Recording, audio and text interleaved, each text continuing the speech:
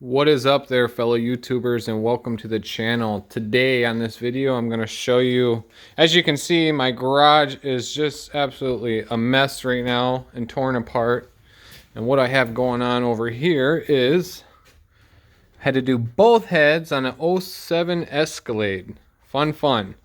And I'm going to make a quick video today to show you cylinder head torque sequence in the vehicle. I know there's a lot of videos on YouTube of people doing it on the engine stands, which is easy. You know, it's a whole nother animal when you're actually doing it in the car with a lot less room and inside the engine bay. So sorry about the video quality. My GoPro took a crap on me, so I'm doing it with my cell phone. And I'll show you what I did find. This one was making a really loud screeching noise, almost like a serpentine belt, but it had a tick behind it too, which I knew was a dead giveaway that it is definitely a lifter. So I pulled the one side head off. I did find one lifter coming apart, but I didn't think that was the problem. So I'm glad I did pull that side off too, because I did solve a future catastrophe. But on this side, I'll show you what I found is over here. Well, first off, there's a bent push rod, as you can see. So once I pulled that out, I looked at this lifter over here and I know something happened. It was one of these. Oh, there you go. As you can see, let's see if you, oh, look at that junk. So this lifter did get a chunk out of it, and there's a little bit of flat spot. I don't know, my phone's not really zooming in on it correctly. Let's see. Well, you get the gist though. Junk lifter, right? Bent push rod. So I'm doing this one for the customer, and this Escalade has been fighting me the whole way, as I'll show you. The rust up here in the Midwest is just insane. This is the manifold that I've been fighting with the whole time. All three of these bolts, I had to cut all of them off. And that was just a nightmare. So normally I can heat them up really hot, get them off. Not these ones. There was barely even a nut left. The rust has got to it so good that it was literally not even, it's just a clump of metal. Surface prep is everything when you're putting the head back on. I always start with a razor blade, scrape off all the big stuff, and then I use a real fine bristle wire wheel with a whiz wheel, get the rest off, and then I take the brake clean, I clean it all up. It's kind of like body work. If you can feel it, it's not good. So I already got everything off, it's smooth, and then do a final wipe down with brake clean.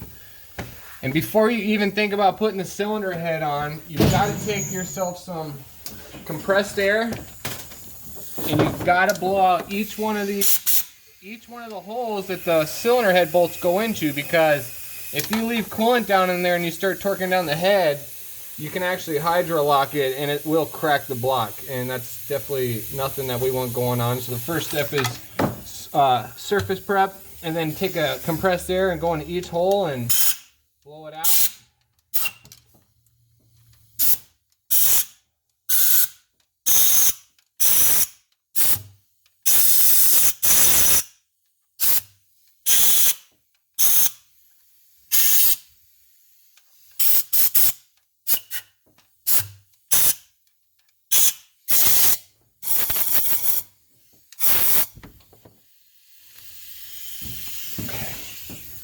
So that is the very important step. Do not skip it.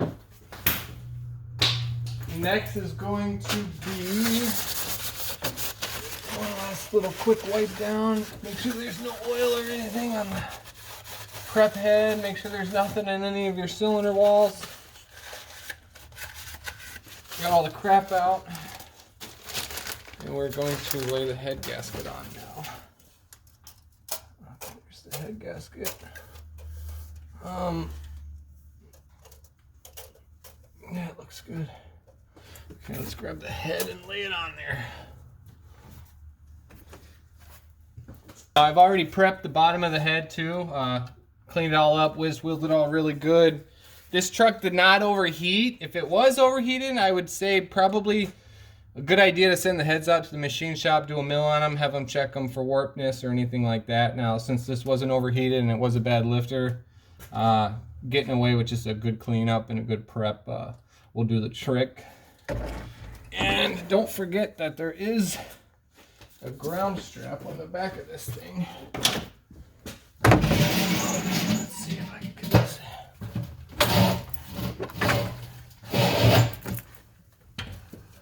Let's see if I can get my ground strap in real quick. Let's grab this puppy.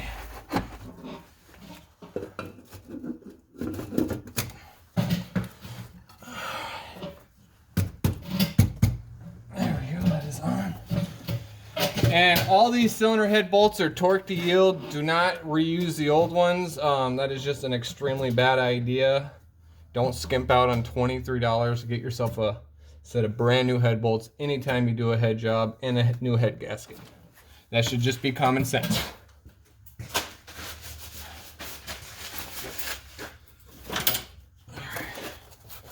Here is the part number to the head gasket bolts that I've got, and this is an 07 Escalade, so they are all the same length.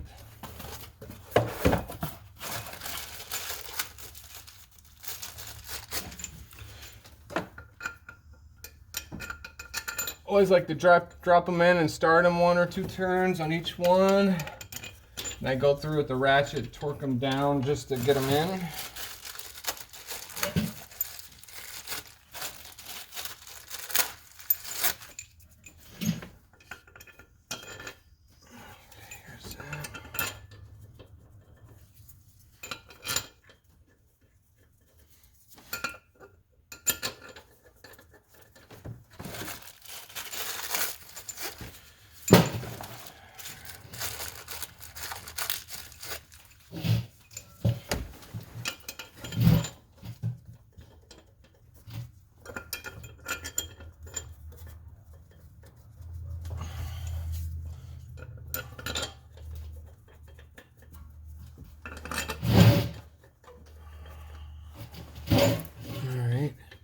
What I like to do is, if you're a do-it-yourselfer and you don't own electric ratchet, this is probably got to be one of my favorite tools ever, just because it can get into the tight places, and this thing does have a lot of torque on it. So what I'm going to do, I'm not tightening anything torque yet, I'm just getting the bolt down, so when I do put the torque wrench on it, I'm not doing a bunch of turns. So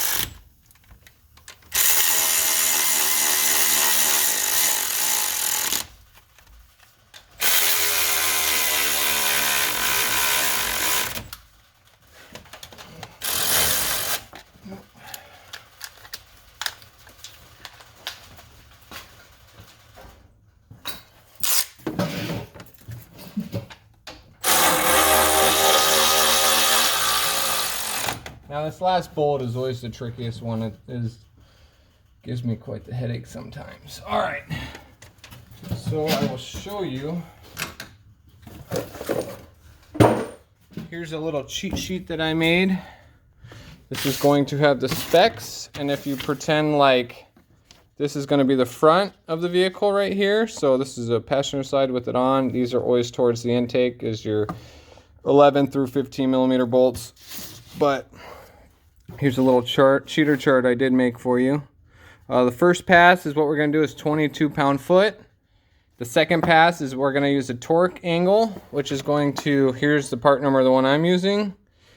It is 21 or 28-100, and it's, these ones are definitely the better quality ones to use because you can clip it on if you don't have another set of hands. The other one, I mean, I've done the other ones too, but they're kind of a pain in the butt because trying to hold that thing torqued in one area. But what I did too is I made, you know, 2 little marks here on this one right on the 70, one right on the 90. So when it does spin and get to the 70 or 90, I know I've hit the right torque angle, which is to stretch the bolt, because these are torque to yield bolts, and what happens, the bolt stretch, that creates more clamping force and all that good stuff. So there's the part number on that.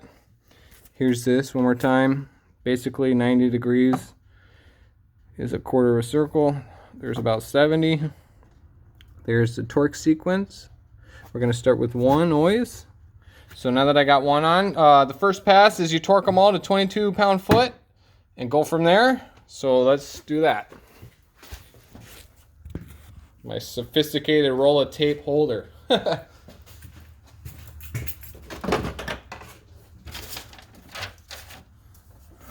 let's see.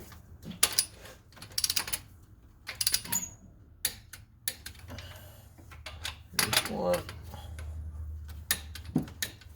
2,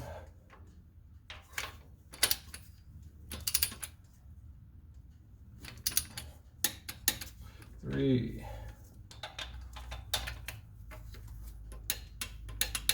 4,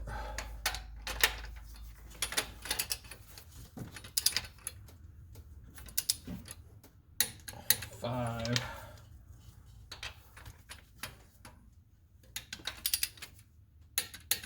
6,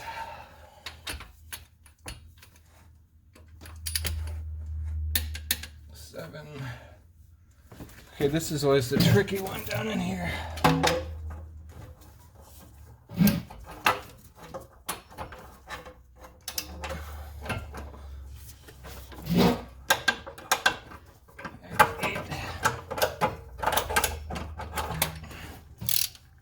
8, 9,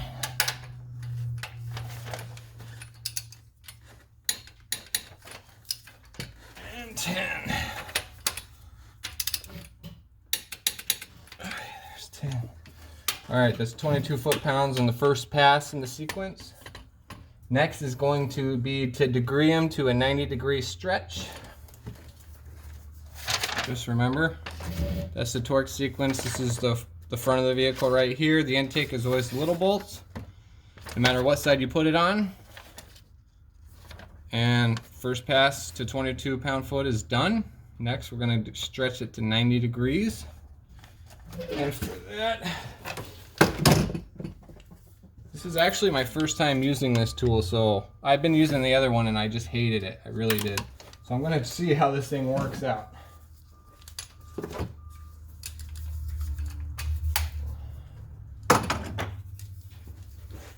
Okay, let's see.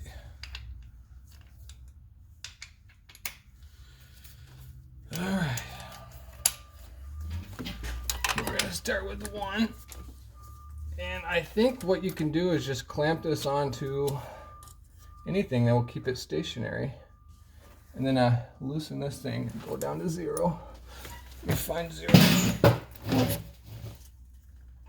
Okay, there's 0. Tighten it up. Now, in theory, when I spin the torque wrench, this is going to hold the bottom plate, and let me re-zero that. It's going to hold the bottom plate in place while I spin or stretch the bolt, and this should stay. Okay, let's see. And then that mark right there is going to be my 90. Okay, sometimes you got to grab 2 bites. And that is 90, as you can tell. I don't know how well my phone can see this, but that second black mark right there is the 90.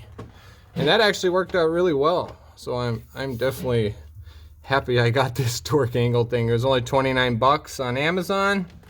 So let's carry on. There's 0. And I don't know how much you can see on the camera right now, but that is my second mark right there. And this is bolt 2. We're gonna hold this in place. That's 90 right there. It's a 90-degree stretch. All right, and 3. We're gonna move right over here to 3.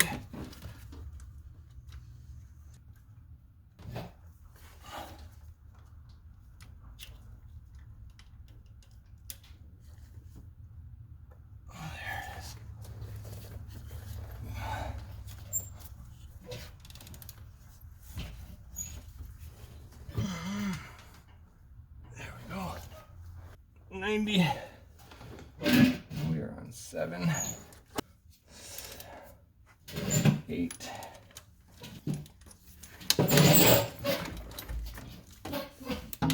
Now this one I always have trouble with, and I'm not gonna lie, is when you get to bolt 8, there's no easy way. You've actually, you know, nothing I can get down there to fit and have an accurate torque stretch reading. So I actually have to do that one by hand.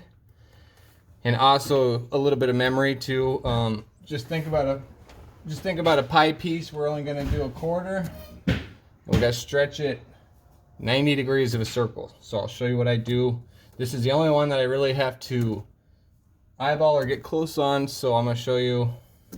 If you have a better way, leave it in the comments, because otherwise I have yet to find it.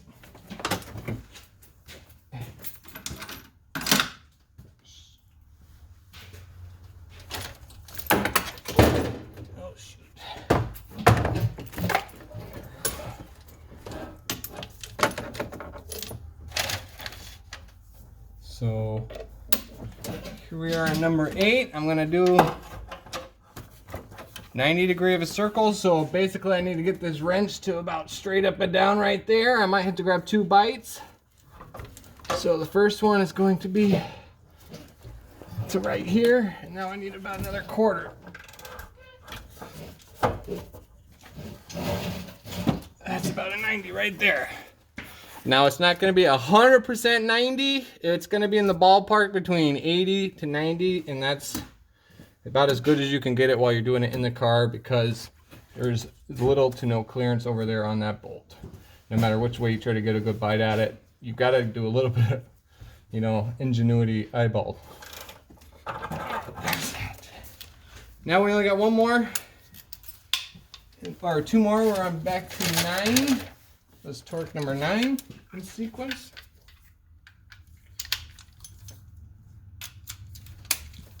And I'm gonna grab a bite right there. Try to get it back to 0, which is right here.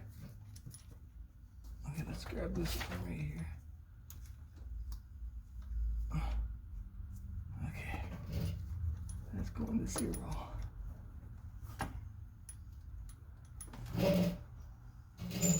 There's 0 right there. It would be definitely a lot more helpful if they made these numbers a little bit more high vis or easier to see. Okay, I'm starting at 0.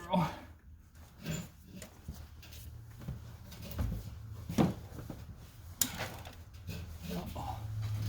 Don't lose it. Okay, I'm at... See, it did pop off, but I can see where I'm at. I'm at 55. So let's try to get a little bit closer right there. Okay, that's 55. Alright, that's the true 90 right there. You can see when it spins to the second 90 right there. Alright, 1 more and we're done with the second pass, and then it's just a 70, and then we're done. Okay, that was the 9. Let's do 10.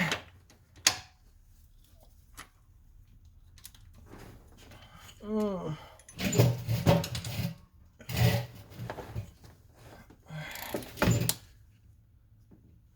Okay, that is on 0.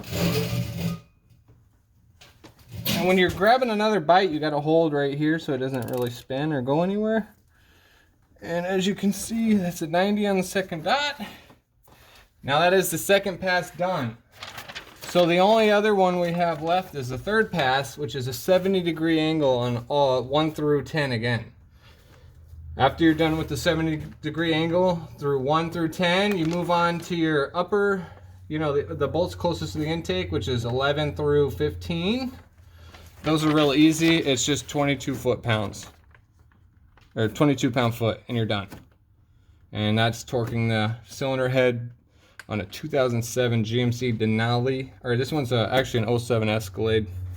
Same motor, 6.2, non-DOD, displacement on demand. It's just the regular lifters, and that is me torquing it in the car. I think you've got the gist. Like I said, if you need any more part numbers, here's one more look at the cheat sheet to give you specs. And like I said, this is always going to be the front. The small bolts are always closest to the intake. There's the part number for the torque angle that I'm using. Yeah, and there we have it.